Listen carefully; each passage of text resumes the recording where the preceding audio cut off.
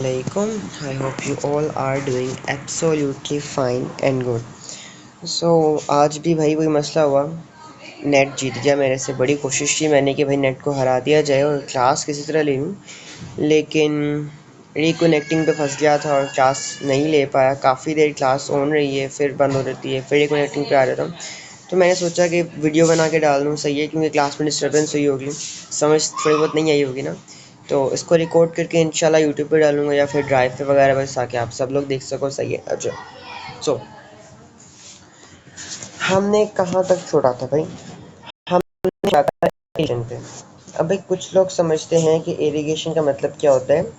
Irrigation का सिर्फ मतलब होता है खेतों को पानी देना। ऐसी बात नहीं है भाई। अच्छा, एग्जांपल देता हूँ। लेट्स सपोज हमारे पास ना एक बंदा है, उसका नाम है अली, सही है।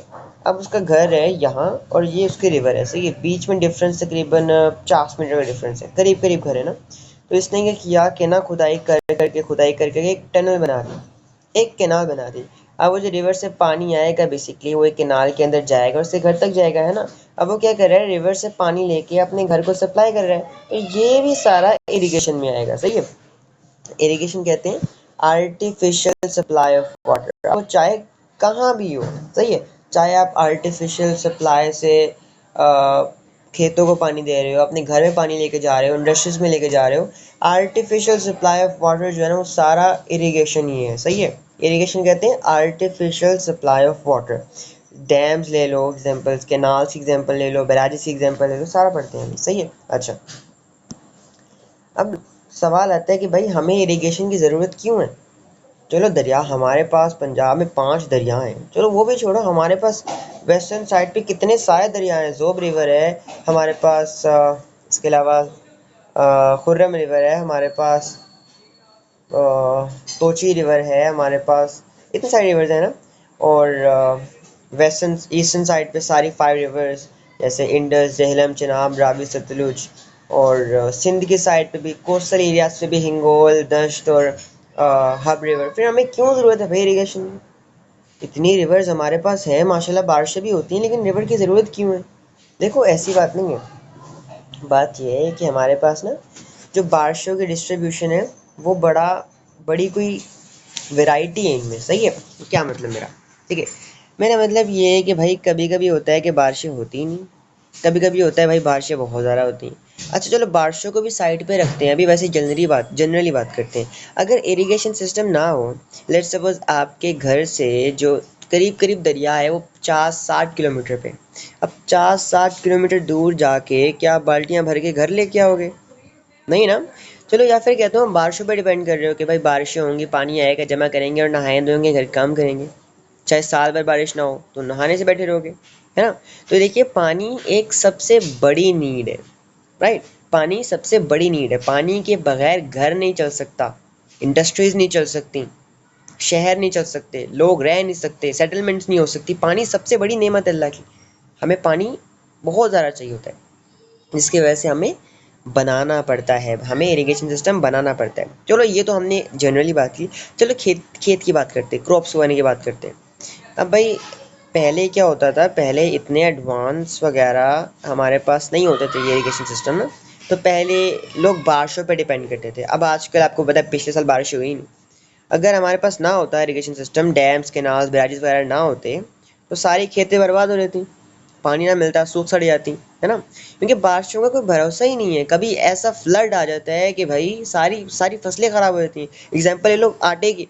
आटे का जो क्रॉप होती है, उसको उगाने के 1 महीने बाद पानी चाहिए होता है, और उतारने से 1 महीने पहले अगर बाद में आगे पीछे कहीं पानी दिया तो सारी फसल ख़राब हो जाएगी।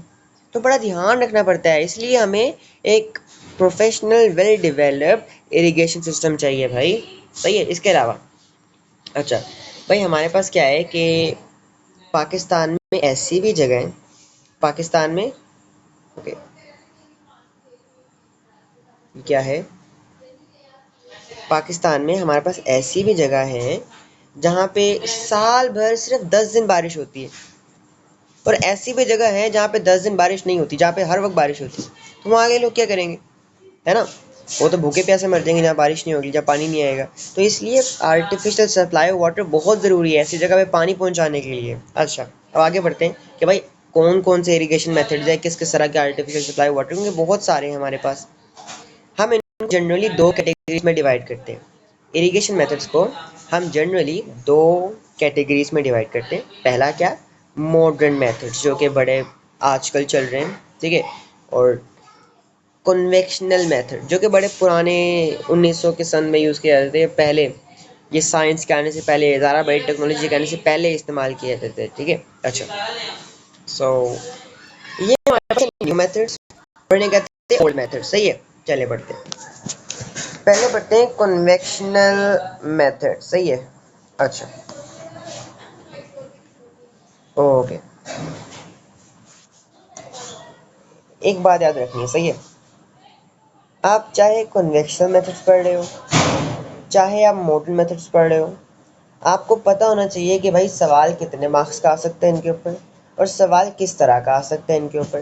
भाई इनके ऊपर 4 मार्क का सवाल आ सकता है, और सर इनके ऊपर 2 तरह के सवाल आ सकते हैं। अब वो 2 तरह के सवाल कौन से हैं जी? पहला सवाल आ सकता है आपको इनके डिसएडवांटेजेस और एडवांटेजेस का, और दूसरा सवाल आ सकता है इनको कैसे इस्तेमाल किया जाता है, सही है। अच्छा, देखिए भाई, सबसे पहले सदफ, इसको आप सदफ से याद रखेंगे, सही है।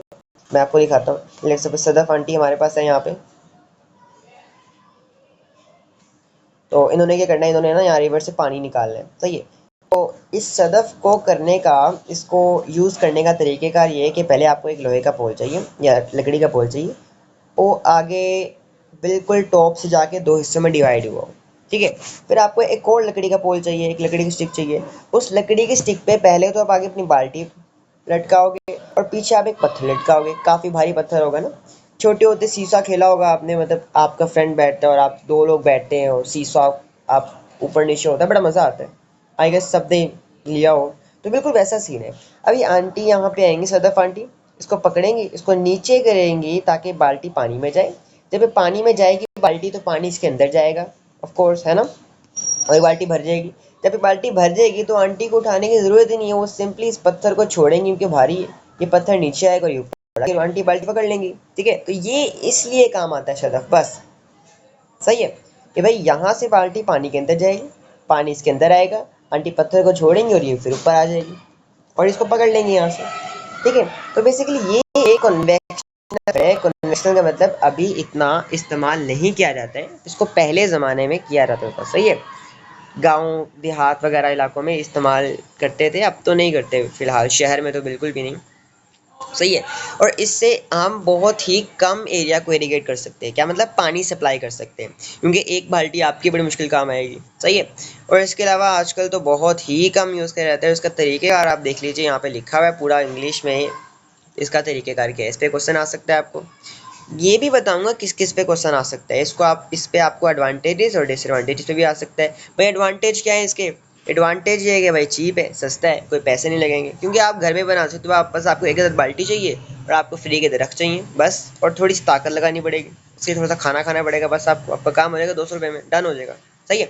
इसके अलावा इसके एडवांटेजेस क्या है कि भाई इसको कहीं भी लगा सकते हैं, सही है। इससे हम छोटी मोटी लैंड को मतलब इरिगेट कर सकते हैं। हमें इसको बनाने के लिए कोई इतना बड़ा पैसा नहीं चाहिए या फिर इतनी इतनी बड़ी मशीनें नहीं चाहिए, हम इसको हाथों से बना सकते हैं, सही है। और इसके काफ़ी फ़ायदे हैं, ये आपको एंड पे दिखाता हूँ मैं, सही है। एक मिनट दीजिएगा, मैं ना ये सारे करवा दूँ, ये जितने हैं हमारे पास कन्वेक्शनल वगैरह, फिर जनरली सबके दिखाऊंगा आपको, सही है। अच्छा, नेक्स्ट आता है पर्शियन व्हील। भाई अभी पर्शियन व्हील क्या बता है, देखिए इसमें होता है क्या है, हमारे पास ना हम यूज़ करते हैं गाय का, किसका? गाय आ गई, घोड़े आ गए, गधे नहीं, ठीक है, सही है। डोंकीज का इस्तेमाल नहीं करते हैं हम, ज़्यादातर काउस का इस्तेमाल करते हैं या फिर हॉर्सेस का। होता क्या है, हमारे पास इस तरह का ना एक हॉरिजॉन्टल व्हील लगा होता है, या गियर कह लो इसे, इसे कह लो गियर, इसे कह लो गियर, क्या कह लो, गियर, गियर, हॉरिजॉन्टल गियर लगा होता है। अब इसके साथ मैंने अपनी काउस को बांध दिया, ठीक है। अब एक काउ पावर्ड है, एक गाय, गाय घूमेगी, ये गाय इस तरह इस तरह इस तरह घूमेगी, और मेरा जो ये जो गेयर है ना, ये भी गोल गोल घूमेगा, सही है। ये मेरी गाय इस तरह इस तरह इस तरह घूमेगी, सही है। और ये गेयर भी जो है वो इस तरह घूमेगा, क्योंकि इसके साथ अटैच है। अब भाई जब ये गेयर घूमेगा हॉरिजॉन्टल, तो इसके साथ अटैच हुआ वर्टिकल व्हील भी घूमेगा, मानते हो ना?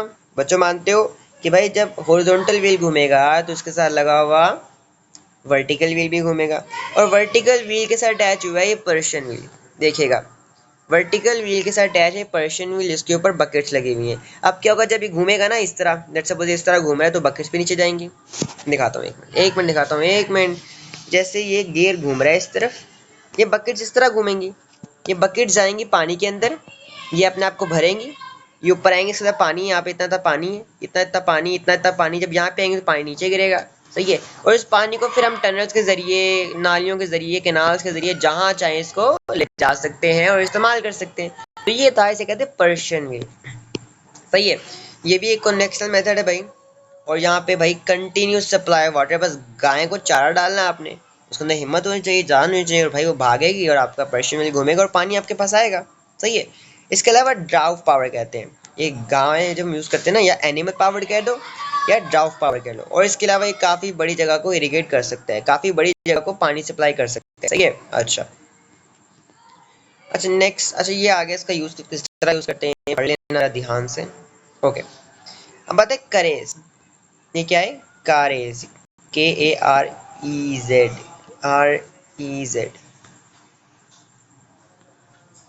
सही है। कारेज क्या होता है? देखिए क्या होता है, पहाड़ों पे आपको पता है बारिशें होती हैं। सुनिएगा, आपको पता है पहाड़ों पे बारिशें होती हैं, जब पानी पहाड़ों पे गिरता है तो कुछ पानी पहाड़ के अंदर चला जाता है, राइट।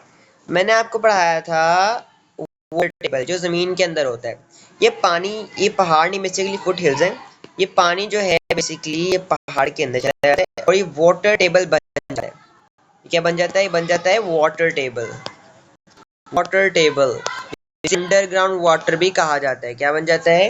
ये बन जाता है वाटर टेबल, जिसे अंडरग्राउंड वाटर भी कहा जाता है। अब इन पहाड़ों से इस वाटर टेबल को निकालने का तरीकेकार है करेज सिस्टम। बहुत सारे फार्मर्स, लेट्स सपोज मैं फोर्स लगा देता हूँ यहाँ पे, बहुत सारे फार्मर्स जो है ना बेसिकली, एक मिनट लीजिएगा मैं बताता हूँ। बहुत सारे फार्मर्स इस तरह बहुत सारे फार्मर्स जो है ना बेसिकली यहाँ पे आते हैं, ठीक है, और मिल के ना इसको डग करते कैनाल बना देते हैं लंबी सारी, ठीक है। कैनाल सेवरल किलोमीटर्स लॉन्ग भी हो सकती है, उसके ऊपर शाफ्ट बनाते हैं।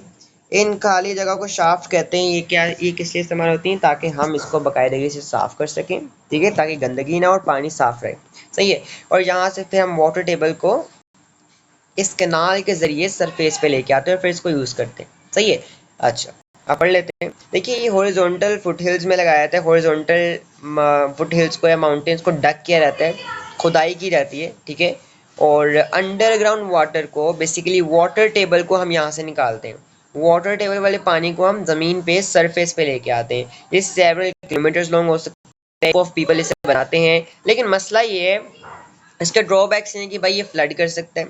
जब ज़्यादा बारिश होंगी, ज़्यादा पानी आएगा तो ज़्यादा फ्लड आएंगे, ज़्यादा पानी आएगा तो फ्लड आ जाएगा ना, पानी बाहर आ जाएगा, फ्लड आ जाएंगे। और क्या भाई, ग्राउंड वाटर ज़मीन से होता हुआ आ रहा है, ज़मीन में टॉक्सिक हो सकते हैं, पॉइजन हो सकता है, कुछ डेड चीज़ें हो सकती हैं जो मिल सकती हैं साथ, और सोल्ट वगैरह हो सकते हैं जो आपकी सेहत के लिए ख़राब हो सकते हैं, तो आप बीमार पड़ सकते हो। इसके अलावा जो है इसकी मेंटेनेंस कॉस्ट बहुत हाई है। मेंटेन करने के लिए बड़े पैसे लगते हैं इसके ऊपर। सही है। और मेहनत बड़ी लगती है। और कहाँ क्या रहता है भाई? ये क्या रहता है? बलूचिस्तान में, सिर्फ बलूचिस्तान में, जहाँ पे पानी की शिद्दत वाली कमी है। सही है। इसके अलावा आपको सवाल आता है कि भाई इसके पास हम कौन सा दरख्त उगा सकते हैं? Your first choice should be dates, right. Dates जो हैं हम इनके पास उगा सकते हैं। डेट्स जो हैं वो खुश्क इलाकों में भी उग सकती हैं। डेट्स उगाने का मकसद ये है कि इनके दरख्त काफ़ी ऊंचे होते हैं, तो ना एक शेड प्रोवाइड करते हैं ताकि पानी इवेपोरेट ना हो। सही है। पानी इसके अंदर सेव रहे, ठंडा रहे। अच्छा, फिर आता है इनअंडेशन कैनाल। अब इनअंडेशन कैनाल की पिक्चर दिखाता हूँ। इनअंडेशन कैनाल कहते हैं कच्ची कैनाल को। अच्छा, कैनाल पहले दिखा दूँ कैनाल होती क्या, आपको कैनाल भी नहीं पता होगा। अच्छा, कहाँ गई? ये देखिए, ये है हमारे पास इनअंडेशन कैनाल। देखिएगा, ये है इनअंडेशन कैनाल। अब भाई इनअंडेशन कैनाल ये होती है कि आपने ज़मीन देखी, आपने खुदाई की, ना सीमेंट लगाया, ना कुछ, ना लेप किया, और आपने वहाँ पानी छोड़ा, है ना। तो बेसिकली ये होती है कच्ची, ये मड लगी हुई है यहाँ पे, ये सारी मड है। क्या है? ये सारी मड है। यहाँ पे कोई सीमेंट वगैरह नहीं लगा हुआ, कोई लेप वगैरह नहीं किया हुआ, कोई ईंटें वगैरह नहीं लगी हुई, सारी बस खुदाई की और पानी इसके अंदर जा रहा है। सही है। अच्छा, ये किस लिए यूज़ होती है भाई? ये पहले यूज़ की जाती थी और ये मैनुअली लोग हाथ से खुदाई करते थे, सही है। और ये काफ़ी किलोमीटर्स लॉन्ग भी होती है। ये क्या होता है बेसिकली, लेक्स के साथ होती है, रिवर्स के साथ होती है, ताकि पानी जो है अंदरून शहरों में ले जाया जा सके, अंदरून शहरों में ले जाया जा सके। अब इसके ड्रॉबैक्स क्या है भाई? ये बड़ी खुली होती है, ओपन होती है, ओपन होती है ना, तो इसके वजह से इवेपोरेशन हो सकती है। जो सूरज आपको पता है सर के ऊपर होता है, तो सारा पानी क्या होता है, इवेपोरेट हो सकता है। ठीक है, अच्छा एजान हो रही है, एजान सुन ले पहले, 1 मिनट दीजिएगा। ओके सो सबसे पहली बात जहाँ पे इवेपोरेशन बोल होती है, क्योंकि भाई सूरज हमारे सर पे होता है, तो सूरज से रहता है, हीट मिलती है और पानी इवेपोरेट होता है, सही है। इवेपोरेशन रेट हाई है। इसके अलावा भाई देखिए सारी मिट्टी है, मिट्टी आपको पता है पानी अपने अंदर एब्जॉर्ब कर लेती है। क्या कर लेती है? एब्जॉर्ब। ठीक है, तो पानी के चले जाते हैं, ज़मीन के अंदर चला जाता है ज़्यादा से ज़्यादा। इसके अलावा भाई ये कच्ची है ना, तो यहाँ से फ्लड्स आने के भी बड़े ज़्यादा खतरे होते हैं, सही है। फ्लड्स आने के खतरे भी ज़्यादा होते हैं। किधर गया भाई? ये रहा। देखिए इसे कहते हैं कच्चे कैनाल, जो लॉन्ग लंबी काफ़ी लंबी होती हैं, लेक्स के साथ और रिवर्स के साथ कनेक्टेड होती हैं, ओपन होती हैं और वीक होती हैं, सही है। और वाटर जो है ज़्यादातर इसके अंदर ज़मीन के अंदर चला जाता है, एब्जॉर्ब हो जाता है, और हाई रेट ऑफ इवेपोरेशन है। अच्छा अब देखते हैं आगे। अब जनरली सबके एडवांटेजेस एंड डिसएडवांटेजेस देखते हैं। भाई सारे कन्वेंशनल मेथड जो है ना, ये चीप है, सस्ते हैं, सही है। और क्या है कि यहाँ पे ना हमें एक्स्ट्रा पैसे देने की ज़रूरत नहीं है, हम खुद ही कर सकते हैं। कोई मशीनरी नहीं चाहिए, कोई बुलडोज़र क्रेन वगैरह नहीं चाहिए, ठीक है। और वाटर जो है हम आराम से स्टोर कर सकते हैं इजीली, बिना किसी मुश्किल के। इसके अलावा कंटिन्यूस सप्लाई ऑफ वाटर, जैसे करेज आ गया, जैसे पर्शियन व्हील आ गया, और काफ़ी ज़्यादा लैंड को हम इससे इरीगेट कर सकते हैं। ज़्यादातर कौन सी लोकल एरियाज़ जहाँ पे रेनफॉल नहीं होती, जहाँ पे पानी का सप्लाई नहीं है, वहाँ पे जहाँ पे रेनफॉल बहुत कम होती है। और बेसिकली इससे हम लोग जो है ना लाइव स्टॉक फार्मिंग भी कर सकते हैं। मैं बताया लाइव स्टॉक फार्मिंग जब कर रहे होते हैं ना, कैटल ब्रीडिंग कर रहे होते हैं, गायें, ये शीप्स वगैरह जब पाली होती है तो उनके खाने के लिए पानी चाहिए होता है, इनको नहलाने के लिए पानी चाहिए होता है, इनको पिलाने के लिए पानी चाहिए होता है। तो पानी हम यहाँ से ले सकते हैं, सही है। क्योंकि लेट सपोज आप यहाँ पे गायें रखी हुई और ये आपका जो है रिवर है, और बीच में डिस्टेंस जो है वो 60 किलोमीटर। अब इतनी दूर तो नहीं जा सकते ना, आप यहाँ पे लेक आ रही है, यहाँ पे करेज डाल दो, या फिर कहीं से पानी निकाल के आप इनको इस यूज़ कर सकते हो, सही है। अच्छा ये सारे थे इनके, ये सारे क्या थे, ये सारे इनके थे एडवांटेज। अच्छा एक और है, वो है कि भाई हमारे पास ये जो, अच्छा इसके अंदर एक और एग्जांपल है, उसका नाम बताना भूल गया, ट्यूबवेल, सही है। एक और है, उसका नाम है ट्यूबवेल, सही है। तो ट्यूबवेल है, ये बेसिकली आपकी बुक में तो नहीं लिखा हुआ, लेकिन आप देख लीजिए। ये ट्यूबवेल जो होते हैं ना, आपने देखा होगा कुएं बने होते हैं पानी के, जहाँ से लोग पानी निकाल रहे होते हैं, सही है। गांव वगैरह में आपने देखे होंगे मोस्टली। तो बेसिकली एक और इनका है फ़ायदा, ये कि भाई ये वाटर टेबल को लो रखते हैं, वाटर टेबल और सैलिनिटी को प्रिवेंट करते हैं, सही है।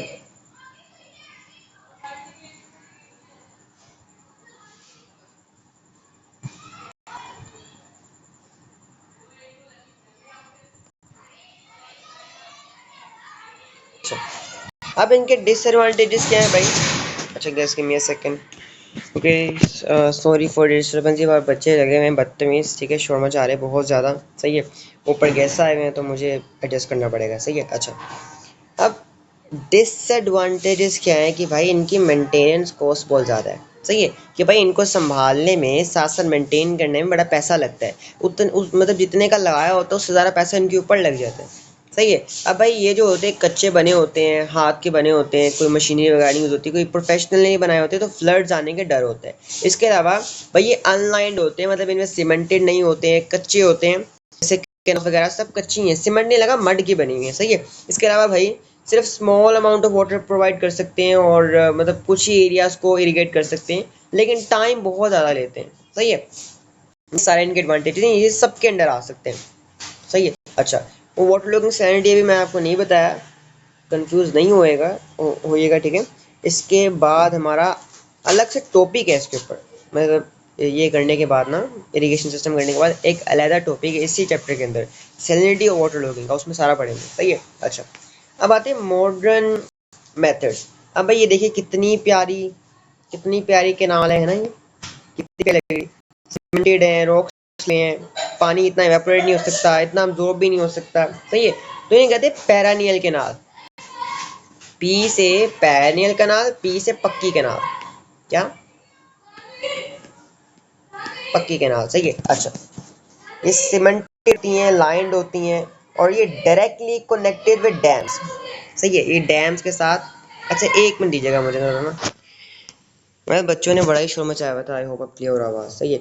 अच्छा, अब बेसिकली ये ना डायरेक्टली कनेक्टेड होती हैं किसके साथ, डैम्स और बैराजेस के साथ, और फिर डैम्स बैराजेस से ना ये पानी लेके उन जगह तक जाती हैं जहाँ पे बारिशें कम होती हैं, जहाँ पे पानी नहीं होता है, और इससे काफ़ी ज़्यादा एरिया को पानी हम लोग दे सकते हैं, सही है। इसके अलावा क्या है कि भाई continuous supply water throughout the year, हर मतलब कंटिन्यूस सप्लाई, ये नहीं कि भाई जैसे बारिश होगी पानी आ गया, नहीं, ये डैम्स के साथ कनेक्ट होती है। डैम्स में पूरा पूरा साल पानी होता है, तो पूरा पूरा साल बेसिकली यहाँ से पानी का सप्लाई हो रहा होता है, पानी का सप्लाई नहीं रुकता यहाँ से, सही है। इसके अलावा ये फ्लड्स को प्रिवेंट करती हैं। अब ये फ्लड्स को प्रिवेंट कैसे करते हैं, जैसे बारिशें बहुत ज़्यादा हो गई, सही है, हमने क्या किया, आधे से ज़्यादा पानी डैम में चला गया, अब डैम ही भरने वाला होगा तो हमने क्या किया, सारी कैनाल्स को खोल दिया। अब सारी कैनाल्स में पानी डाइवर्ज हो जाएगा, जैसे ये ज़रा सारा पानी आया था रिवर में, ये डैम में चला गया, ये डैम ने आगे आगे आगे बहुत सारी कैनाल्स में भेज दिया, तो क्या होगा, पानी डाइवर्ज हो गया ना, तो क्या होगा, फ्लड जैसे रुक जाएंगे, इससे फ्लड्स नहीं आएंगे, फ्लड्स आने के खतरे कम हो जाएंगे, सही है।